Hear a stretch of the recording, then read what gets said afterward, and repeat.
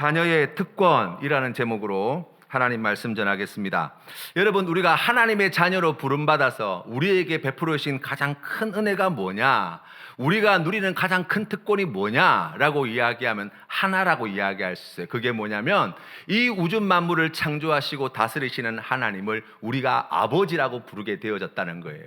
우리 아버지 하나님께서 우리를 향하여 너는 내 아들이다, 내 딸이라 말씀해 주신다는 거예요.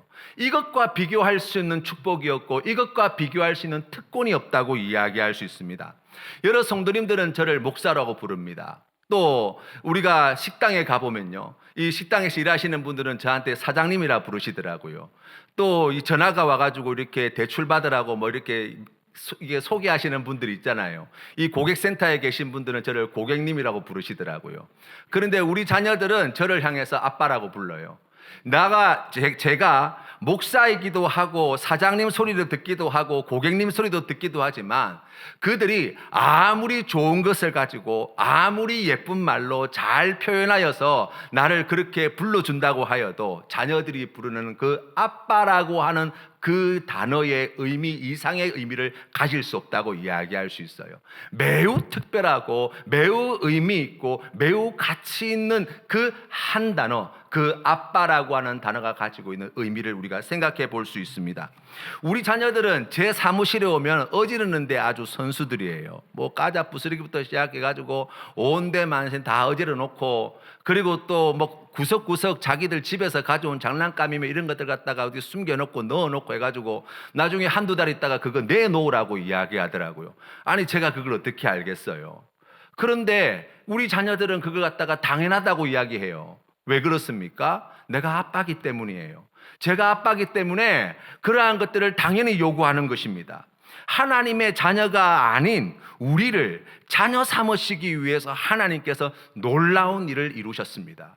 그의 독생자인 예수 그리스도를 십자가에 못 박아 죽이시고 우리의 모든 죄를 예수 그리스도에게 지우시고 우리의 모든 죽음의 값을 예수 그리스도에게 받아내셔서 예수 그리스도를 믿는 우리를 죄 없다 인정하여 주시고 우리를 하나님의 자녀로 불러주시고 예수 그리스도께서 무덤에서 3일 만에 부활하신 그 부활의 생명을 하나님의 자녀인 우리에게 약속해 주고 계시다고 성경은 말씀하고 있는 거예요. 우리가 그 모든 과정에 있어서 사람인 우리가 한 일이 사실은 아무것도 없다고 이야기할 수 있어요. 모든 것은 다 하나님이 하셨습니다. 그 누구도 하나님 앞에 내가 하나님의 자녀가 되는데 밥숟가락 하나 놓은 일이 없다라고 이야기할 수 있어요. 누구도 자랑할 수 없습니다. 우리가 하나님을 아버지라 부르면서 우리가 하나님 앞에 간절히 바라고 소원하는 것들, 여러분 어떤 것을 하나님께 구하십니까? 아버지이신 하나님께 여러분이 구하시는 기도의 제목이 뭐예요? 우리 어제 25사랑방 어르신들하고 같이 모양실에서 신방을 했거든요. 어르신들의 기도 제목은 하나 같아요. 건강, 자녀. 이거면 만사오케이. 그렇죠. 우리가 이 땅을 살아가면서 하나님 앞에 기도하며 나아갈 때 아버지이신 하나님 앞에 구하는 많은 기도의 제목들이 이 땅에 속해 있는 경우들이 많아요. 이 땅에서 좀 더 편안하고 좀 더 건강하고 좀 더 안전하고 조금 더 풍요로운 삶을 살고 싶은 우리의 바람을 하나님께 내어놓을 때가 얼마나 많은지 모릅니다. 어떤 의미에서 생각해 보면 그것이 우리가 생각하는 아버지에게 받을 수 있는 가장 귀한 복이라고 생각하기 때문이라고 이야기할 수도 있어요. 그래서 여러분, 이 땅에서 불편하고 부족하고 힘든 삶을 살아가면 우리는 금방 낙심하고 절망합니다. 왜 내 인생은 이 모양 이 꼴인가? 하나님이 살아계시다고 하는데 왜 나를 도와주지 않으시나? 내가 믿는 믿음이 쓸모없이 여겨지고 하나님의 은혜와 사랑도 공수표처럼 여겨지는 때가 얼마나 많은지 몰라요. 그것 때문에 우리의 신앙생활이 참 피곤하고 힘이 듭니다. 그러나 여러분 아셔야 할 것이 하나 있어요. 여러분 한번 잘 생각해 보세요. 여러분이 예수 믿기 전과 예수 믿은 후에 얼마나 많이 달라졌습니까? 겉보기는 좀 달라질 수 있어요. 그렇죠. 주일날 놀러 다니다가 이제 주일날 예배 드리러 옵니다. 큰 변화지요. 예전에는 그냥 아무 생각 없이 살다가 이제는 기도도 하고 성경 말씀도 가까이 봅니다. 정말 귀한 변화라고 이야기할 수 있습니다. 그러나 우리의 속 사람을 한번 생각해 보자고요. 변화되었습니까? 새로워졌습니까? 라고 이야기하면 우리 마음 가운데 오히려 더 큰 짐이 지워지는 것을 경험하게 됩니다. 관계가 달라졌어요. 하나님과 원수되었던 우리가 하나님의 자녀가 되었습니다. 알지 못했던 그분을 이제 아버지 하나님이라 부르게 되었습니다. 그런 변화가 생기고 난 뒤에 하나님의 말씀을 듣고 주님 앞에 나와 예배하게 되어질 때 듣는 이야기들이 많아졌어요. 알게 되어진 사실이 있습니다. 그렇게 하고 싶습니다. 그렇게 살고 싶습니다. 라고 하는 우리의 바람과 소망이 생겼습니다. 참으로 귀한 변화라고 이야기할 수 있어요. 그러나 중요한 것은 우리가 알고 있지만, 그렇게 살고 싶지만, 그렇게 되고 싶지만, 그렇게 해야 한다고 생각하지만 실제 우리의 삶의 뚜껑을 열어본다면 예수 믿기 전이나 예수 믿기는 후나 5년 전이나 지금이나 별반 다를 바 없는 우리의 모습을 보는 거예요. 마음은 원이로 돼 육신이 약합니다. 내가 마음으로는 성령의 법을 따르고 싶지만 이 육체에 갇혀 있는 우리의 연약함 때문에 죄의 법 아래에 놓여 있는 참으로 절망스러운 우리의 현실들을 안타깝게 생각하는 거예요. 아무리 다짐하고 결심하고 새로운 각오를 다진다고 하여서 우리의 삶에 변화가 나타나지 않을 때가 얼마나 많은지 모릅니다. 이제 내가 하나님 앞에 더 열심히 기도 생활해야 되겠다. 이제 새벽 예배도 열심히 다니고 금요 심야기도회 수요 예배도 이제 좀 나가서 하나님 앞에 내가 뜨겁게 기도하고 하나님 말씀을 붙잡고 한번 살아봐야 되겠다. 그런 생각이 문득 들지만 곧 그 생각들이 마치 물거품처럼 사라져버리는 경험들을 우리가 얼마나 많이 하는지 몰라요. 말씀에 순종하여서 내 이웃을 내 몸과 같이 사랑해야 되겠다. 내 마음 가운데에 아직도 꺼리낌이 있고 내 마음 가운데 여전히 미워하고 내 마음 가운데에 원수처럼 여기는 그러한 사람들 내가 너그럽게 용서하고 내가 하나님께서 주시는 기쁨을 다시 회복해야 되겠다. 깨어진 관계를 다시 복구시켜야 되겠다라고 결단하지만 그 앞에 서게 되어지면 안에서 마치 구중물이 다시 솟아오르는 것처럼 그 억울하고 원통하고 답답한 심정, 그것 때문에 선뜻 손 내밀 용기가 생기지 않는 우리 자신을 만나게 되는 거예요.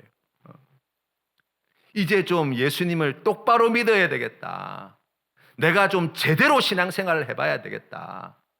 우리가 그렇게 결단하고 다짐하고 결심하지만 하룻밤 자고 나면 늘 언제나 그러한 굳은 맹세와 굳은 결단은 마치 봄눈 녹듯이 사라져 버리는 것을 우리가 늘 경험하게 되는 거예요. 그러다 보면 우리 마음 가운데 그런 생각이 듭니다. 나는 왜 안 되나? 성령을 못 받았나? 믿음이 부족한가? 하나님이 나를 자녀 삼아주지 않아서 그런가? 하나님이 살아계시지 않으신 것은 아닌가? 라는 그러한 온갖 잡생각들이 드는 거예요. 그러나 여러분,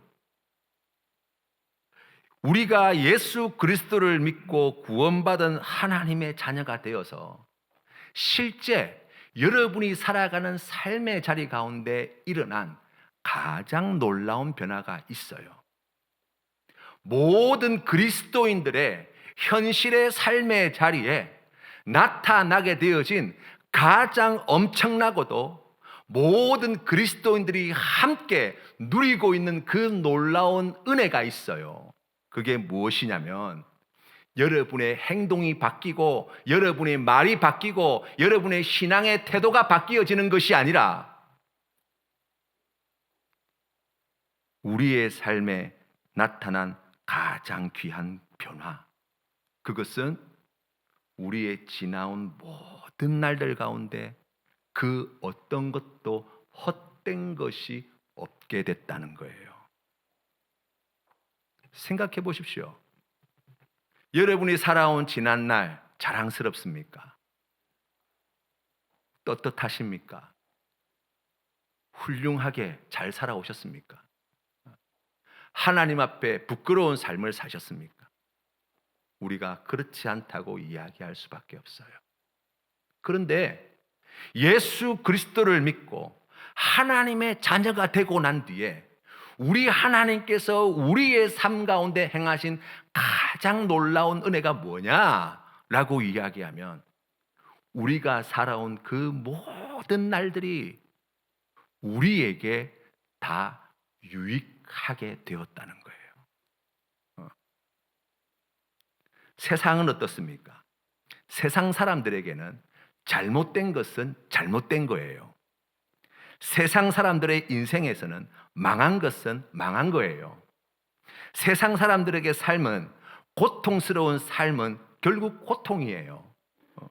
더 정확하게 이야기하면 세상 사람들은, 하나님이 없이 살아가는 사람들은 잘된 것도 잘못된 것이고 성공한 것도 망한 것이라고 성경은 이야기합니다.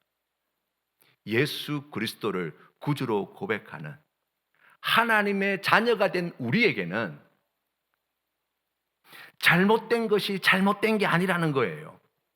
망한 게 망한 것이 아니라는 것입니다.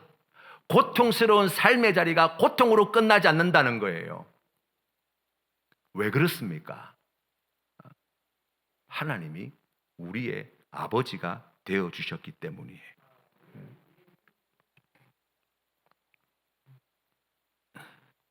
여러분의 지나온 날들을 돌아볼 때 혹시 여러분의 삶에서 지워버리고 싶은 그런 부끄럽고 수치스러운 일들이 있습니까? 아직도 여러분 마음 한가운데에 참으로 후회스럽고 한탄스럽고 여러분을 괴롭히고 마음 아프게 하는 일들이 있습니까? 우리의 인생에 마치 지워지지 않는 낙인과 같이 새겨져 있는 그 잘못되고 괴롭고 눈물나고 아팠던 그 날들, 우리 하나님께서 그 날들을 통하여 하나님의 선하신 뜻을 만들어내십니다. 이루어내십니다. 우리가 그것을 믿는 하나님이 백성이 되어야 되는 거예요. 오늘 우리가 읽은 성경 말씀은 7절부터 시작되어지는 이사야 선지자의 기도문이에요. 63장 7절부터 시작해서 64장까지 이어지는 긴 기도문인데 그 가운데의 일부분이라고 이야기할 수 있습니다. 앞서 63장 7절 말씀을 읽어보면 이사야 선지자는 하나님이 이 민족에게 베풀어 주신 놀라운 자비와 큰 은총을 노래하겠다고 고백하면서 그 기도를 시작합니다. 8절 말씀해 보시면 하나님이 이 민족을 자기 백성 삼으시고 이 백성의 구원자가 되셨다고 고백합니다. 그러면서 구체적으로 하나님께서 베푸르신 자비와 은총의 내용을 9절 말씀에 기록해 놓았는데, 이 민족의 모든 환난 가운데 하나님이 동참하시고 그들을 위하여 사자를 보내셔서 그들을 구원해 내시고 옛적 모든 날 동안 그들을 업고 가신 하나님이 되셨다라고 고백하고 있어요. 이 말씀은 출애굽기 19장 4절 말씀에 또다시 나옵니다. 내가 애굽 사람에게 어떻게 행하였음과 내가 어떻게 독수리 날개로 너희를 업어 내게로 인도하였음을 너희가 보았느니라. 무슨 말씀입니까? 하나님께서 만세전에 택하신 하나님의 백성, 하나님의 자녀라 일컬음받는 이 백성들이 포로되어졌던, 종되었던 이 애굽 땅에서 고통당하고 있을 때 하나님께서 그 백성을 어떻게 구원해 내셔서 약속하신 가나안 땅으로 인도해 내셨습니까? 라고 이야기하면 그 처음부터 그 끝까지 우리 하나님께서 그 백성을 업으시고 우리 하나님께서 그 백성을 업어다가 가나안 땅으로 옮겨 놓으셨다고 말씀하시는 거예요. 이 말씀이 우리에게 왜 위로가 되어집니까? 지금 우리가 주님 앞에 나와 예배하는 이 시간, 하나님께서 행하신 이 놀라운 은혜를 우리가 고백하게 되어진다는 거예요. 우리가 어떻게 그리스도인이 되었습니까? 우리가 어떻게 예수를 주라 고백하게 되었습니까? 우리가 어떻게 주님의 몸된 교회의 중요한 일꾼이 되었습니까? 우리가 어떻게 하나님께서 기뻐하시는 그 믿음 생활을 지금까지 이어오게 되었습니까? 우리의 실력이 아니라는 거예요. 우리가 행한 것이 아닙니다. 우리의 노력이 아닙니다. 우리의 능력이 아닙니다. 하나님께서 여러분 각 사람을 하나님의 자녀 삼으시고 하나님께서 여러분을 업어다가 오늘 이 자리로까지 인도해 주셨음을 믿으시기를 바랍니다. 하나님의 자녀에게 베풀어 주시는 가장 귀한 특권 가운데 하나가 바로 이거예요. 내 실력, 내 노력, 내 열심이 아니라 하나님이 나를 업어다가 하나님께서 나를 이곳까지 인도해 주셨습니다. 이 귀한 믿음의 고백으로 주님 앞에 나아가는 우리 모든 성도님들 되시기를 바랍니다. 그런데 여러분, 문제가 있어요. 앞서 10절 말씀해 보시면 이 백성들은 하나님께서 업어다가 그 큰 은혜를 베풀어 주셨는데 성경 말씀에 보니까 반역하여 주의 성령을 근심하게 하였으므로 그가 돌이켜 그들의 대적이 되사 친히 그들을 치셨더니라고 말씀하고 있어요. 여러분 생각해 보십시오. 이스라엘 백성들이 어떻게 구원을 얻었는가 생각해 본다면 그들은 약속하신 땅, 약속하여 주신 땅 가나안 땅에 들어가서 하나님을 주인으로 섬기고 왕으로 섬기며 하나님께서 통치하시고 다스리시는 그러한 하나님의 백성의 삶을 살아야 마땅한데 그 땅에 들어가 얼마 있지 않아 곧 가나안의 우상 숭배를 섬기게 되어지고 그것을 숭배하게 되어지고 하나님을 저버리고 하나님을 배신하고 그 땅에서 하나님께서 미워하시는 잘못된 길로 걸어가는 그러한 역사를 우리에게 보여주는 거예요. 이스라엘 백성들이 가나안 땅에서 나와서 그 애굽 땅에서 나와서 40년 광야 생활을 할 때 이스라엘 백성들이 하나님 앞에 믿음이 부족하여서 하나님의 약속의 말씀을 믿지 못하고 그 가데스 바네아에서 떠났던 12명의 정탐꾼 가운데 10명의 정탐꾼이 자신들을 생각할 때 하나님의 말씀을 생각지 않고 이 가나안 사람들 앞에 우리는 메뚜기와 같이 작고 보잘것없게 여겨지더라. 차라리 애굽으로 돌아가자. 그래서 그들이 가나안 땅에 들어가기 앞서서 40년 동안이나 그 광야 생활을 보내었다고 이야기할 수 있습니다. 그런데 여러분 생각해 보십시오. 이스라엘 백성들은 하나님을 버리고 하나님을 배신하였습니다. 그런데 성경 말씀에 보시면 그 40년 광야 생활 동안 그들을 누가 먹이시고 누가 입히십니까? 여전히 하나님이시라는 거예요. 가나안 땅에 들어가 하나님께서 기뻐하시는 나라가 세워졌습니다.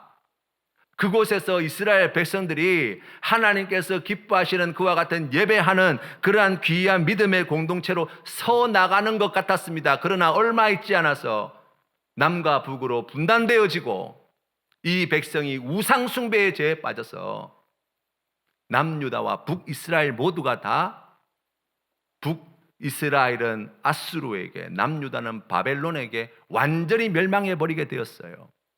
하나님을 철저히 배신하여 오늘 주신 말씀에 나와 있는 것처럼 하나님께서 그들의 대적이 되어 주셔서 그들을 친히 치셨다라고 이야기할 수 있습니다. 여러분 그런데 잘 보세요.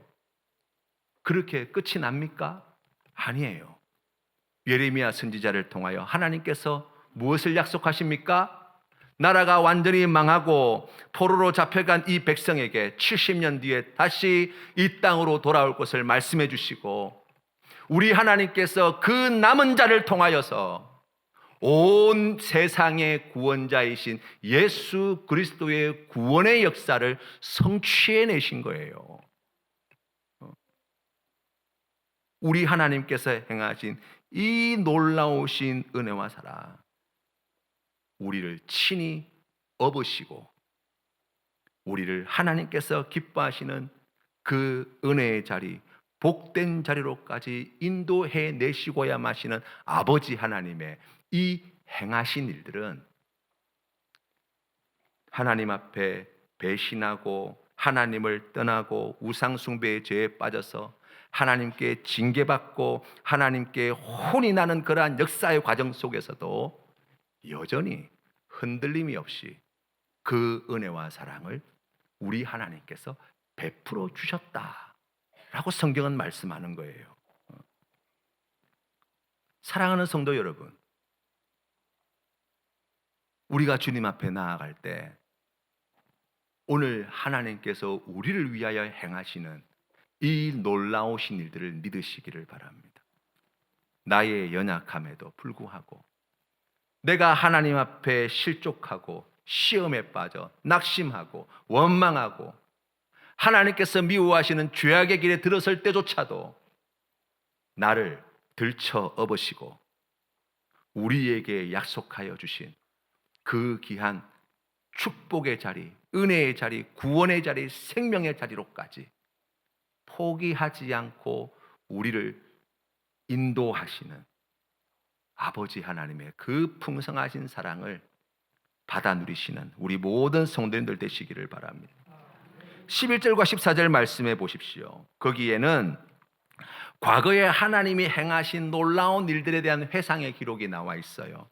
그런데 이 11절부터 14절까지의 말씀의 내용에 보시면 반복되어지는 것이 있는데 그게 뭐냐면 이제 어디 계시냐라는 질문이 반복되어집니다. 좋은 질문은 좋은 답을 찾게 해줍니다. 이사야 선지자는 이 질문을 통해서 이스라엘 백성들이 과거 그 놀라운 구원을 이루신 하나님을 찾아야 할 때라고 가르쳐 줍니다. 지금이야말로 그 하나님을 만나야 할 때라고 말씀하고 있습니다.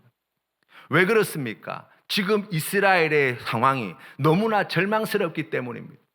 북이스라엘은 지금 멸망하였고 남유다도 지금 풍전등화의 위기 속에 놓여 있습니다. 하나님 아니면은 이 민족에 소망이 없다고 할 수 있습니다. 그래서 이 백성들에게 지금이야말로 과거에 우리 백성들을, 우리 민족을 구원해신 하나님을 찾아야 할 때이고 그 하나님을 만나야 할 때다 라고 전해주는 거예요. 여러분, 우리가 예수님 믿으면서 참 헷갈릴 때가 있어요. 언제냐면 언제는 하나님께서 우리의 모든 죄를 다 용서해 주시는 것 같아요. 예수님 이름으로 기도하기만 하면 너그럽게 우리의 모든 죄와 허물을 사하여 주십니다.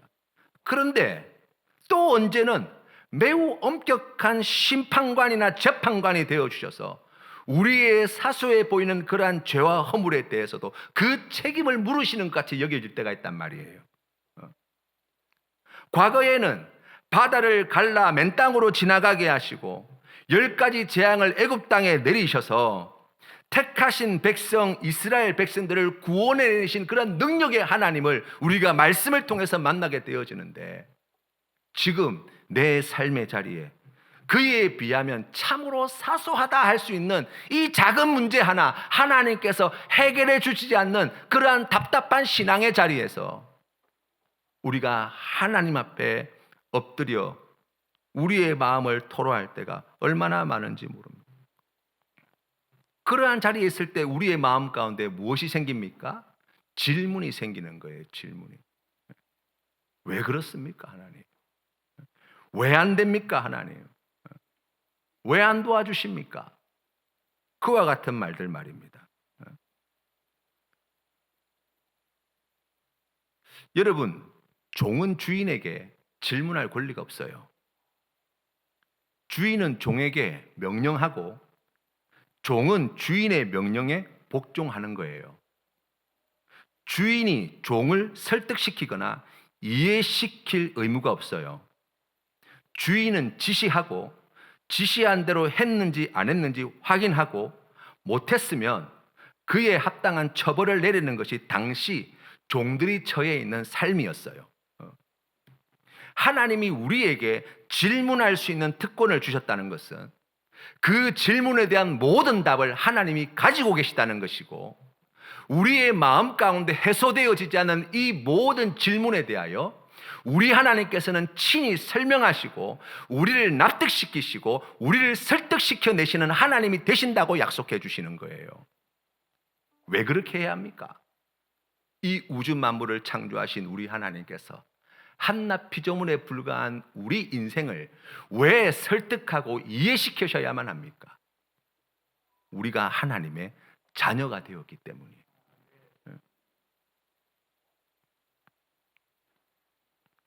사랑하는 성도 여러분, 그래서 우리의 삶의 자리를 다시 믿음의 눈으로 바라보아야 합니다. 이제 어디 계십니까? 지금 내가 처해 있는 이 상황이 보이지 않습니까? 왜 안 도와주십니까?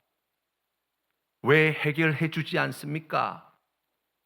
우리가 주님 앞에 우리의 마음을 토로할 때 살아계신 우리 아버지 하나님께서 반드시 우리를 찾아와 이해시키시고 설득시켜 주셔서 그 모든 것들이 합력하여 하나님의 선을 만들어내는 과정임을 보게 하시고 그 모든 험악한 삶의 자리에도 불구하고 하나님께 기쁨과 감사로 예배하게 하시는 은혜와 복을 허락해 주실 줄로 믿습니다.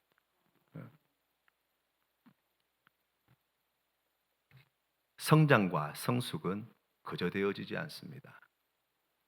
우리의 믿음도 그저 자라지 않습니다. 어려움 없이 고통 없이 성장하고 성숙되어지는 방법은 없습니다. 여러분의 믿음이 더욱 굳세어지고 담대해지기 위하여 우리에게 고난이 필요하다 말씀하십니다. 고난으로 그치는 것이 아니라 하나님께서 이 고난을 통하여 우리의 믿음을 더욱 굳세게 해 주실 것입니다. 사랑하는 성도님들의 삶의 자리에 10년 가운데 이 믿음으로 주님 앞에 나아가는 우리 모든 성도님 되시기를 바랍니다. 오늘 본문 말씀을 한번 봐주십시오. 15절부터 19절까지의 말씀입니다. 이 말씀에서 이제 이사야 선지자는 과거에 역사하시는 하나님이 아니라 지금 자신이 서 있는 현실 세계 속에서 하나님을 찾습니다. 북이스라엘은 아수르에 패망하고 남유다에 닥친 엄청난 위기 속에서 하나님의 능력과 하나님의 열심과 하나님의 자비와 사랑을 찾는데 눈 씻고 찾아보아도 어디서도 찾을 수 없다는 것입니다. 16절 말씀에, 오늘 성경 말씀 16절 말씀에 이렇게 이사야는 고백합니다. 주는 우리 아버지시라. 아브라함은 우리를 모르고 이스라엘은 우리를 인정하지 아니할지라도 여호와여 주는 우리의 아버지시라. 옛날부터 주의 이름을 우리의 구속자라 하셨거늘. 아멘. 지금 이사야 선지자가 호소하는 바가 무엇입니까? 지금 역사의 암울한 시기 가운데에 세상 사람들은, 하나님을 알지 못하는 사람들은, 다른 이스라엘 백성들은 지금 얼마나 이 민족이 위태로운지 보지 못하고 있을 그때에 하나님의 말씀을 받은 이 이사야 선지자의 눈에 보이는 그와 같은 비참한 이 민족의 현실을 바라보면서 하나님의 자비하심과 사랑과 능력과 우리 하나님의 열심을 어디서 찾아야 합니까? 탄식하고 있는 이 이사야 선지자가 오직 의지하게 되어지는 한 가지 사실, 아버지 하나님, 하나님이 우리 아버지 아닙니까? 죄가 없다는 게 아니에요. 이미 씻지 못할 수많은 죄를 이 민족이 저질렀습니다. 돌이킬 수 없는 큰 실패의 길에 접어들었습니다. 그래서 나라가 이제 완전 망하게 생겼습니다. 이 절망스러운 환경 속에서 이사야 선지자가 믿고 의지해야 할 그 생명의 동아줄 하나, 하나님, 그래도 하나님은 우리 아버지시지 않습니까? 오늘 이 성경 말씀을 우리가 조금 더 다르게 이야기하면 이렇게 이야기할 수 있습니다. 만약 우리의 믿음의 조상이었던 아브라함이 우리가 그동안 하나님 앞에 행한 것을 알았다면, 아브라함 할아버지가 우리가 하나님 앞에 행하였던 그 모든 것을 알게 되었다면 우리를 차라리 모르는 놈들이다 라고 이야기할 것입니다. 야곱 할아버지가 우리가 하나님 앞에 행했던 그 끔찍한 죄악상을 다 보게 되었다면 우리를 자신의 후손으로 결코 인정하지 않을 것입니다. 그러나 하나님은 우리 아버지 아닙니까?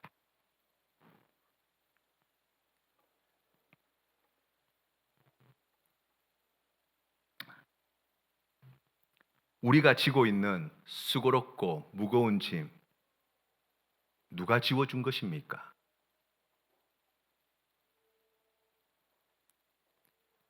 우리가 살아가는 삶의 자리에 아직도 해결 안 받지 못한 많은 문제들과 우리의 마음을 아프게 하는 그 모든 것들은 어디에서 말미암은 것입니까? 우리 주님께서 말씀하십니다. 수고롭고 무거운 짐을 진 자들은 다 내게로 오라. 조건 없이 그 짐을 맡아주시겠다 말씀하시는 하나님의 그 마음, 아버지의 마음이에요.